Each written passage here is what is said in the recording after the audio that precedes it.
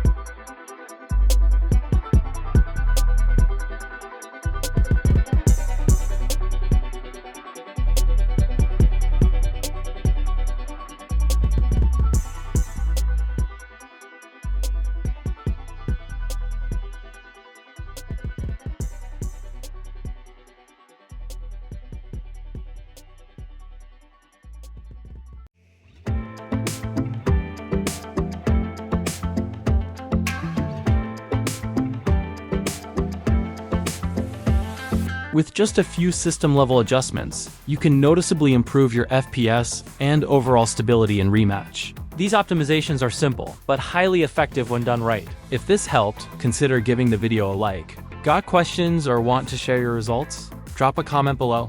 And if you're serious about smooth gameplay, subscribe for more performance-focused content, no fluff, just real fixes. Thanks for watching, and I'll see you in the next one.